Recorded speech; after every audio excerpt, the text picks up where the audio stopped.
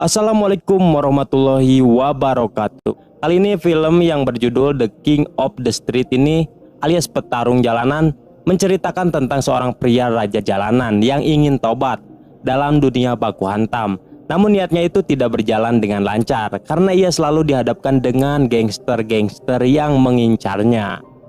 Jadi jangan lupa siapkan dulu sebat dan koproynya cuy. Kita gas.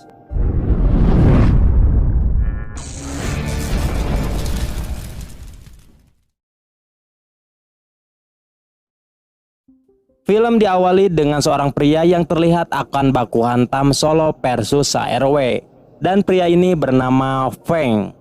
Di sana Feng ingin balas dendam kepada mereka karena telah menyiksa sahabatnya yang bernama Ahai.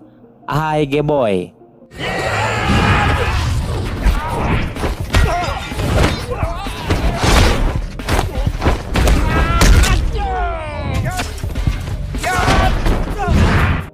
Meskipun seorang diri, Feng mampu menghadapi mereka. Namun karena kalah jumlah, akhirnya Feng pun terpojok dan disiksa oleh mereka. Lalu ketua gangster itu pun datang dan langsung memukul Feng. Dan film pun dimulai.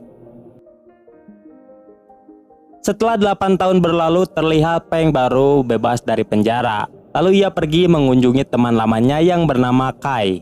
Sesampainya di sana, Kai terlihat sangat senang melihat Feng sudah bebas dari penjara.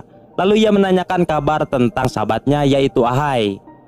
Lalu Kai mengatakan bahwa Ahai kini telah menjadi petarung jalanan yang sangat hebat.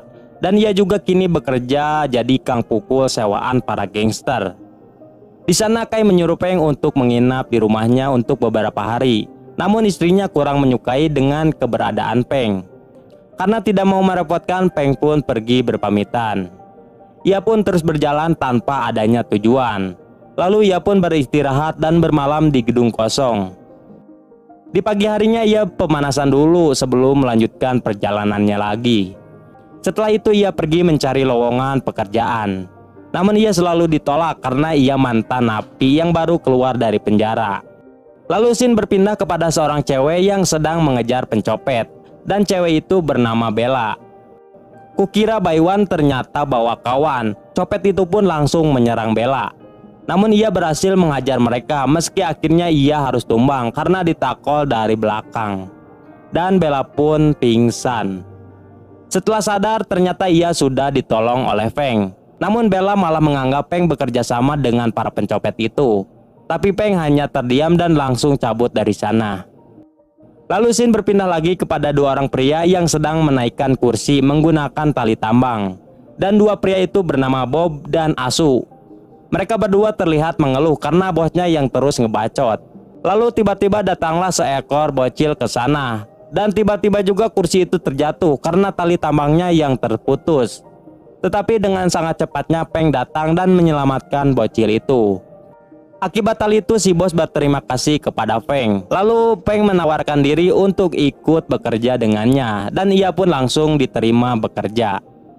Dan Feng juga diberikan sebuah mes untuk ia tinggal. Malam harinya Feng terus mengasah bela diri sambil mengingat kejadian di scene awal tadi. Keesokan harinya Feng mulai bekerja dan ia bertemu dengan Bob dan Asu. Lalu Asu mengatakan kepada Feng bahwa Bob ini adalah petarung jalanan yang sangat kuat. Dan ia bersaudara dengan Feng, sang legendaris petarung jalanan. Namun tanpa mereka sadari bahwa Feng yang mereka ceritakan itu ada di hadapan mereka. Tapi Feng merendah dan tidak mengatakan apa-apa. Lalu Bob juga menceritakan bahwa Feng yang ia ceritakan ini lebih hebat daripada Bruce Lee dan Mike Tyson. Karena ia pernah mengalahkan 20 orang sendirian.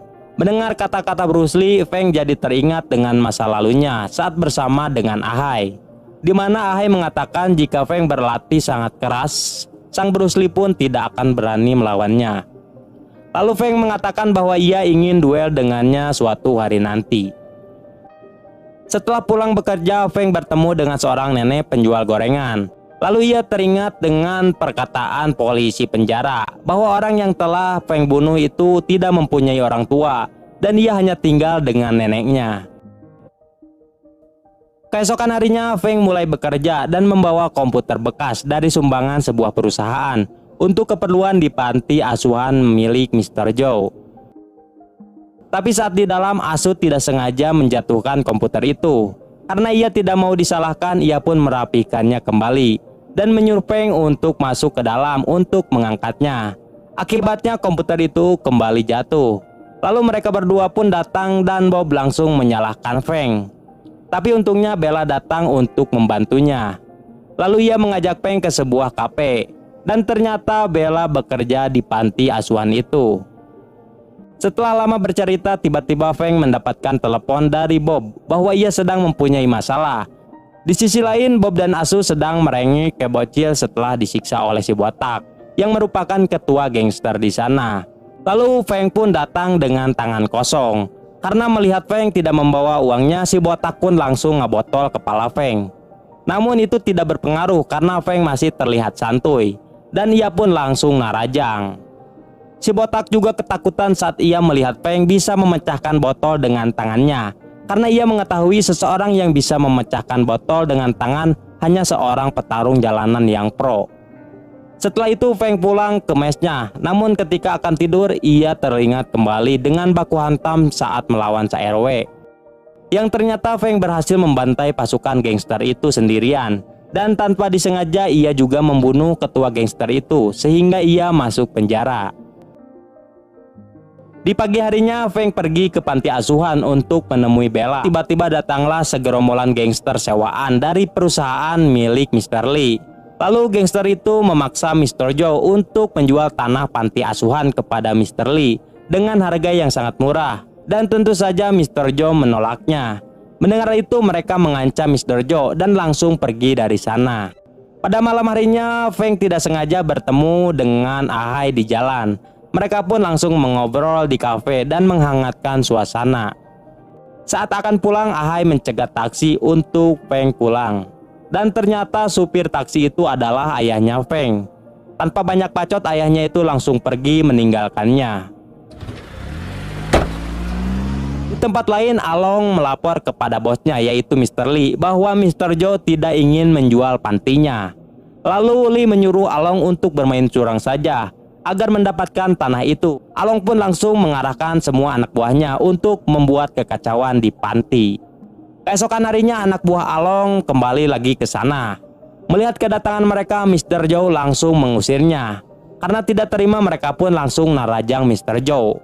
Feng yang melihat itu langsung turun tangan untuk melawan mereka. Namun anak buah Along belum mampu untuk menandingi Feng.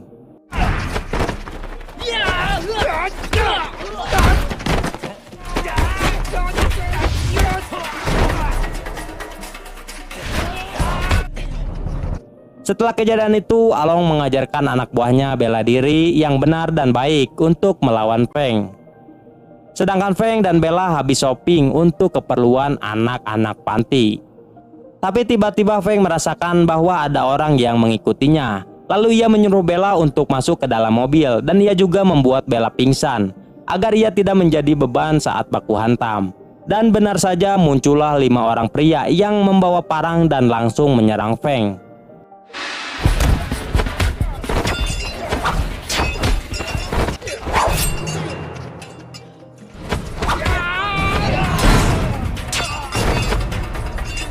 Meskipun tangan kosong, Feng mengalahkan mereka semua, tapi ia mengalami luka di lengannya. Ketika di perjalanan pulang, Feng melihat Akyang yang diculik di dalam mobil oleh anak buah Along. Ia pun langsung mengejar mereka. Sesampainya di sana, Akyang langsung diikat dan hampir dicincang.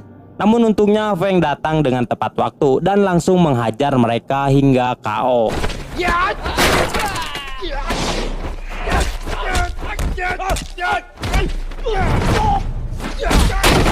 Keesokan harinya terlihat Bella sedang mengajar anak-anak panti. Tapi tiba-tiba Along and the Gang datang lagi karena mereka belum kapok.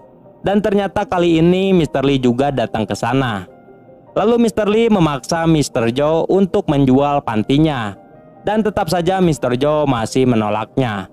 Mendengar hal itu, si botak langsung mengancam dan akan memukulnya. Tapi Feng langsung narajang si botak hingga ngaceleng.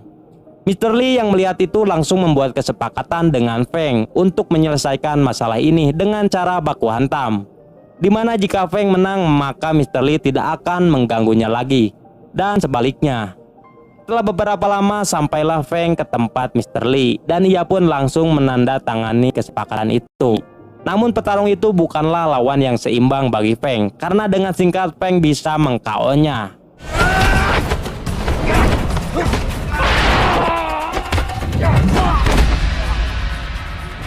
Tapi ternyata Mr. Lee masih punya kang pukul kedua yang siap melawan Feng. Meski kang pukul kedua ini cukup bukbak dengan Feng, tapi akhirnya ia juga harus merasakan jutsu Feng.